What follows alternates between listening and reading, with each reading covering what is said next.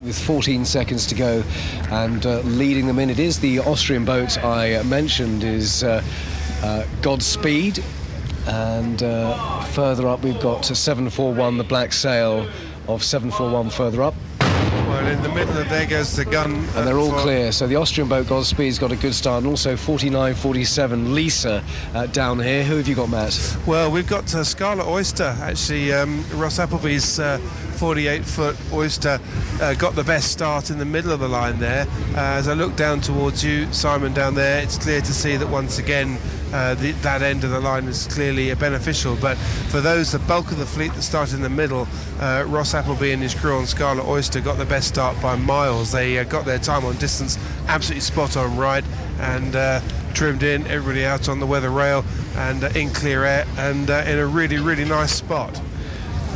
Argo 1428 got a good start. Olympia's Tigress here has tacked, and one of the Dutch port tackers is a 9112, which is Aggetto, and as Ian was saying, not great boat speed for them, but they're going to try and get their noses in front. We've got tacking is number 21, the Offshore Academy just tacking, and now off go IRC Class 2.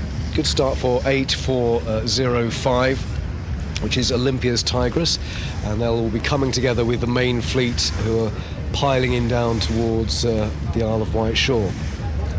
Olympia's Tigress has got an all-girl crew, I'll have you know. Excellent.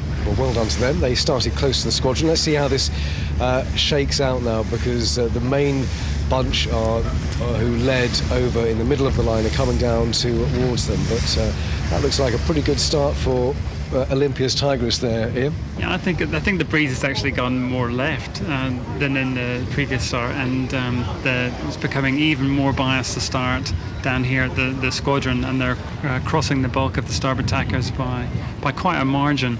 Even if you can start on starboard at this end and then get an early tack, it's a big advantage, and they made a great start. And the Austrians, amongst those, Godspeed Austria 255, have had a really lovely start there. So well done to them. They're getting their noses in front, Matt.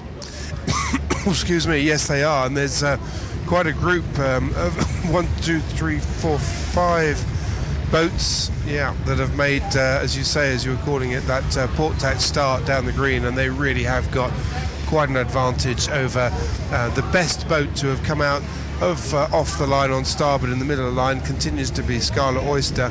There's a Swedish IMX 40 4646. They made a very nice start, but as I say, of those that made the best start further out, it's Scarlet Oyster, and as those first 4 or 5 boats cross in front, you can just see how much of an advantage that is to start down on that squadron end of the line and then stay in that stronger tide and heading out towards the Gurnard Buoy.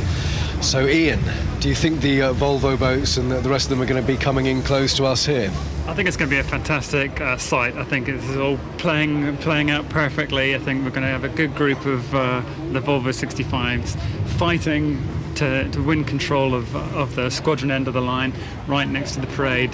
And I think all things are set up to have an absolutely stunning start. Of course, IRC Z starting with them at 12:40. Our next start will be at 12:20 for IRC 1, but then it's the IRC Z, the Maxis and the Volvo 65s at 12:40, and we'll have commentary of that.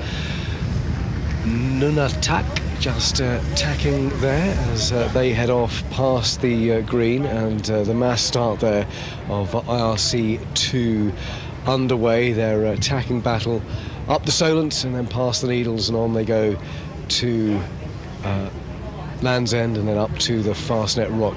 Matt, how long do you reckon the racing is going to be, the race duration for these boats?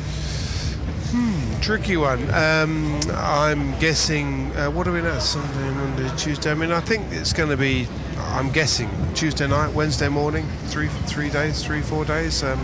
Ian would be better at assessing that than me, but that would be my guess for these boats. So I don't think they're big enough for Ian. No, definitely not. But there will definitely be 3.5, 4 days for these guys. I mean, it will be a long beat all the way out to the Fastnet Rock. and in a range of conditions. Obviously, we've got obviously 15 to 20 knots here.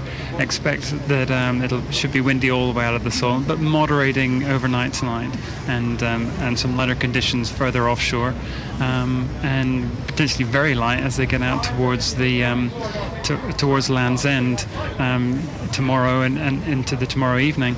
So they'll have a range of conditions, upwind the whole way, and then breeze really starting to build as they approach Fastnet Rock, and it's going to get pretty tough and pretty tricky as they go across the Irish Sea. And then hopefully like a fantastic run home in 20 to 30 knots, depending on when they turn the Fastnet. Ian Moore, James Boyd, Matt Sheehan and Simon Vigo with commentary of the world's biggest offshore race. It's the Rolex Fastnet Race 2017.